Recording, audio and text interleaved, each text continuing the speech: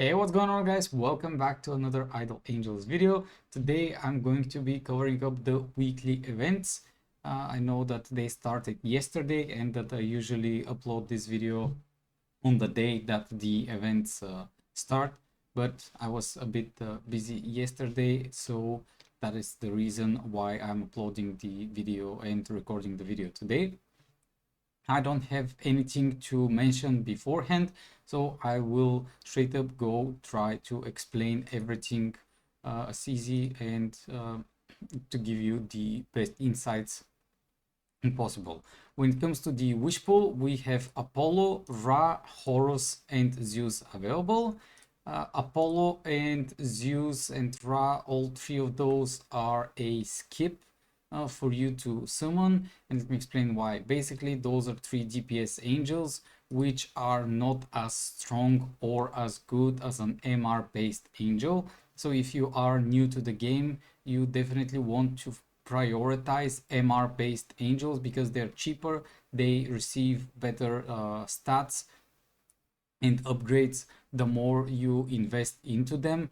And sadly, those three are also not that great for PvE or for PvP when it comes to the mid and late game. Maybe early on you can see some potential, but the more you play the game, the worse it will become. So those are really, if you just don't care about PvE, PvP, you just like the angel and you want to own it and upgrade it, then feel free to go for it, but otherwise it's a big skip.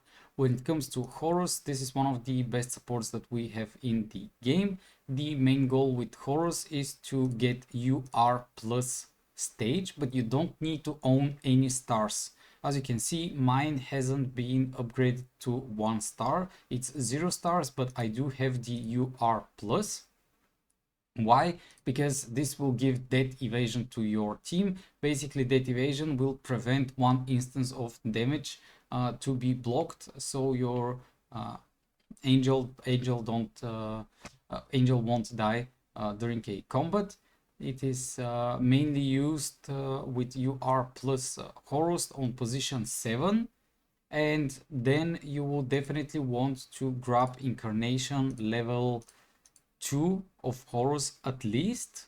And if you have plenty of Incarnation levels on your other angels, then you will want to push to Incarnation level 3 and possibly Incarnation level 4, depending on how far you are into the game. But the base most common usage of Horus right now for a starter player is UR plus and then Incarnation level 2. This will be regarding the wish pool. Don't forget to claim your free blue scrolls after summoning. If you have been playing during the anniversary, please do use your coupons, the wish coupons, because it is a better way to spend them. And when it comes to the advent pack, I do suggest that you skip the wish pool once because it is not really worth to buy on the wish pool. When it comes to the Incarnation Reborn, this week we have Hela, Lucifer, Uriel, and Pandora. All 4 angels are very nice. So if you have the option to pick one for free, it should be either Uriel or Hela. If you don't own both of them, Hela is a must-own angel at MR4 later on for PvE, and it's definitely used for PvP as well. But you can wait a bit before starting to worry if you have Hela and if you want to level her up, because she becomes kind of a must-own at around stage 90 plus. Before that, you can deal without upgrading Hela at all.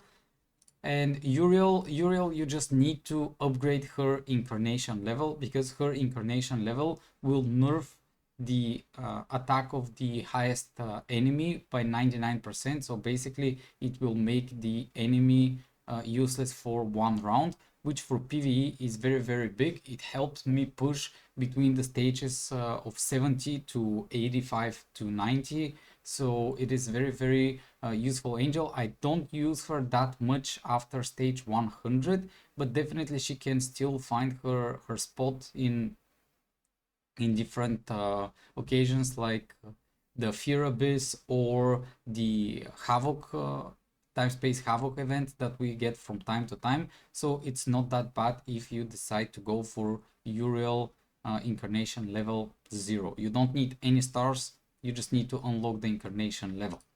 When it comes to Lucifer, this is one of the best DPSs for PvE, but for PvP you will definitely struggle if you decide to go Lucifer. Also, it's good to mention with Lucifer, she is really weak early game and she becomes stronger the more supports you build and the higher the stats of your other angels are, because how Lucifer works is whenever an angel dies or she devours it, she gets percentage of the attack and the HP of that angel. So the main goal with Lucifer is to have a very stacked team in order for Lucifer to become a beast. But even in endgame, Lucifer is not that good at PvPing, but insanely good for PvE. So you have to keep that in mind. If you want to be a top player, you definitely would want to go for something like Lilith or Nemesis, because Nemesis is currently one of the best DPSs. When it comes to Pandora, Pandora is a control unit more used for PvP rather than PvE. I did max out Pandora, but the goal with Pandora, if you're going for PvP, will be incarnation level 1 with MR1, and then after that to go for incarnation level 3 MR3, and then for level 5. But this is only if you are caring for PvP. If you worry about PvE, I suggest not to build Pandora at all. I did build Pandora because I liked her playstyle and I thought that she will be great addition for PvP, but sadly she did not become the meta that breaks things for 3 to 4 months, because during anniversary we received two new angels that shifted stuff for PvP. So Pandora is good to own for PvP, but definitely not a must for PvE. And lastly, to mention about the Hela, if you are deciding to build on Hela, MR2 is definitely what you need to get before Hela becomes kind of useful. Then it's MR3 and then it's MR4. After you finish MR4, you need to go for Incarnation level 2 and then Incarnation level 4. Incarnation level 3 is used for PvP because it will lock one slot on the enemy lineup. So whenever an angel dies, enemy will be playing with 5 angels instead of 6. Also, you have the Creator Sanctum. Make sure to go in and do the islands because you receive 10 free blue scrolls from it. Claim your free blue scrolls depending on how much you summon. And whenever it comes to buying packages, I always suggest that the $1 package for 5 blue scrolls, and other ones are better rebates than the wish pool. But keep in mind that your goal is to be spending 1 to 3. Basically, you receive 3 blue scrolls per $1/euro that you are spending. On the Divinity Store, you definitely want to spend all of your stars on the blue scrolls. After that, it doesn't really matter which one you decide to buy, and make sure to use all of your stars because they do not carry over to the next event. And claim your free loot from the training speed up and the Divinity pack, depending on how much you have upgraded those angels. When it comes to the Divinity chest, this is a pay-to-win event. We are always going to be selecting the MR chest, no matter what. And here on the packages, you can buy with diamonds 30 of those Divine Lucky coins, which will allow you to reach the top price over here. And then during logging from day 1 to day 7, you will have the opportunity to get the MR chest, but so far for 9 months I haven't received it even once, and I haven't seen an instance of a free-to-play player to get it on the official Discord, but probably someone got lucky and has received it. Also, if you are willing to spend some money during this divine chest, it's kind of around €70 to get the MR chest, but keep in mind that you will need to be logging for the 7 days before you start spending money for those lucky coins. It's also better to wait a bit because it will save you money, because you get some of the coins for free before you have to spend a certain amount. The Weekend Bliss, pretty simple. You do the quiz to get 500 diamonds and then you claim the other free rewards. And when it comes to Fairshowdown, this is a nice event because it will be giving you 2 blue scrolls if you manage to reach the 12th victory, or 1 blue scroll if you reach at least 9th victory. There is a rank list, but this is basically which angel is good, which angel is bad, and then is the first lineup win rate. So basically, before we used to have a lot of 100% win rate lineups. Right now I see that there are not that many, or not at all 100% lineups.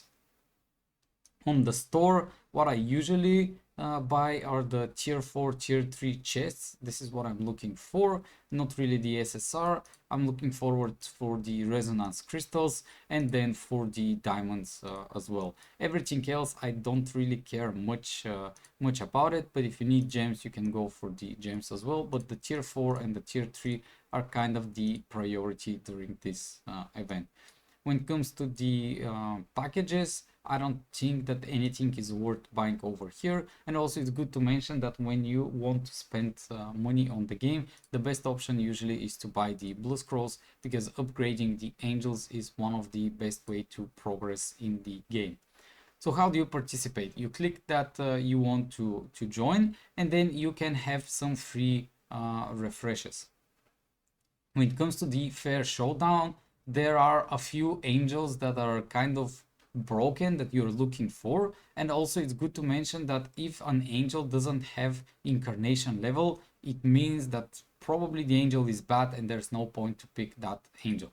The main goal is to usually look for these angels. So you want Frost Dragon, you definitely want Jean on position 12, you definitely want to get Uriel, you want to get Poseidon, you want to get Frost Dragon, you want to get Thor. Maybe I will make a separate video tomorrow trying to explain Fairshowdown a bit more in depth.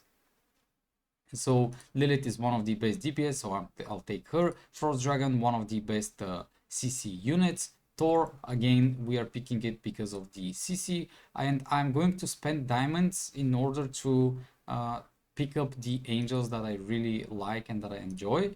So this is going to be my lineup, but of course I want to change it a bit. Why? Because I want Lilith to cast first, then I would want Frost Dragon to stun the enemies, Thor, Raph, and the MC. But what is the idea over here? The idea is also to look out when are the enemies taking turn and who's taking turn when. So we can see that Chaos is on the second position, right? And Chaos is going to isolate my team. So that's why I'm going to use Thor actually on the second spot, and then Lilith on the 5th to deal some damage. So after that, you will want to click on the battle. If you want, you can watch the battle, but mainly, as you can see, my Thor hits his Chaos, so his Chaos became stunned, and that way Chaos did not exile any of my team, and then Lilith managed to kill the Chaos beforehand. So now I don't really care about what happens anymore during this fight. Why? Because I have 2 CC units which are alive and a great DPS, and as you can see, I easily won. Another way to cheese early game is to pick Ra and put her on position 1. That does work in the beginning, but later on it becomes harder and harder to do. Horus is a great addition because she provides some utility, but as I mentioned, I will make a video of how I do my Fairshowdown, all 3 runs that we get per day, and explain it more in depth of my choices and the way I see the Fairshowdown event going. Then we are going to move to the Ocean Party. On Ocean Party, all you need to do is log in every 12 hours to claim your idle rewards. And on the redeeming items, what you care about is the blue scrolls over here. Everything else doesn't really matter, just pick whatever you need. But the blue scrolls are the most important one. Everything else you will pick after the event ends. So on the last day, that's when you will decide which rewards you want, different from the blue scrolls, depending on how much of the items you have left. And summon celebration, keep in mind it goes up to 500 summons at most, so don't do more than 500 summons during Ocean Party unless you really want to, and you will be benefiting those upgrades. But overall, it's better to leave it for another event. Daily gift, you claim your dice and you receive your free rewards. Smelt Master, you want to do your daily missions over here on the daily quest. And then on Smelt package, you will be receiving 10 free Smelt potions as well. How this event works is that once you reach 190 Smelt potions, this is when you will want to start using the Smelt. And on the Smelt, on the first stage, you want to pick diamonds. On the second stage, you want to pick the relic summon coupon. And then on the third stage, you want to buy the superior summon scroll. This is if you have 190 potions. If you have another additional 140 potions, or in total 330 potions, then after you reach the stage 3 with the superior summon scroll, you will need to buy it 2 more times, which will straight up unlock stage 5, and on stage 5 you buy the superior summon scrolls over here again. So in total you will be receiving 60 blue scrolls. If you have more than 330 smelt potions and you are willing to spend some money, then feel free to use as many potions as needed to buy out all of the blue scrolls. But after you buy the blue scrolls, the other rewards are not worth spending money for. So once you buy out the blue scrolls, you can stop using the potions. And also keep in mind that on the first round of the Smelt Master, you will be receiving some Smelt potions back. But on the second round, if I'm not mistaken, you stop getting those Smelt potions. So around 440 is a good 190 plus 140. So 330 potions is a good way to stop. And maybe you can do 1 or 2 more smelt potions in order to be a higher rank. As you can see, all of the people are using 330 and then stopping, but you can use 331 potions in order to push for the first or second rank on the last day to receive better rewards like diamonds and resonance crystals. On the popular event, just don't forget to claim your free rewards. There is nothing special this week, except the fact that on Sky Tower you're receiving double the amount of training vials. So if you are willing to spend some diamonds in order to get additional tries, feel free to do so. On the limited summon, we are going to claim our free blue scrolls, and then we are going to forget about this event at all. You never want to summon on the Star House. And lastly, on the Lost Sanctuary, you want to buy the first row of items always. And then on the bounty task, you want to claim all of the keys that are available, do all of the tasks. If a task is annoying to you, then feel free to not do it, and don't spend money on the super gift because the rewards are just not good depending on the amount that you will have to spend. And when it comes to the when should you start using your keys, here on the rewards you can see the different levels and the different rewards that you get. The main goal is to always end up on a blue scroll level. So level 15, level 20, level 25, level 30, level 40, and level 50. Those are good levels to end up on. And how it works is you can count that each level will require 20 keys to complete. So if you want to reach level 10, this means 10 levels times 20 keys. it will mean 200 keys are needed to reach level 10, and that will go for level 20, 30, 40, and etc. I usually spend around 600 keys, but it is also dependent on if I need the blue scrolls now for this week or for next week in order to summon for the angels, or if I don't need the blue scrolls right now, I just don't play on the event and I save my keys for the next month when the event shows up again. Overall, this is going to be regarding the weekly events. I hope that the information will be useful to you, and also I will really try tomorrow to make a kind of a guide about Fairshowdown, but it will be more or less how I do the event and how I try to get those blue scrolls, because when you think about it, three times a day, if you get the 2 blue scrolls, is 6 blue scrolls, and if you do it 7 times, that's quite a lot of blue scrolls that you will be missing out if you don't do the Fairshowdown event. So stay tuned, guys, and wait for that guide. I do hope that it will help you out, and if you have any questions, do not hesitate to put it down in the comments. I'll see you on the next one.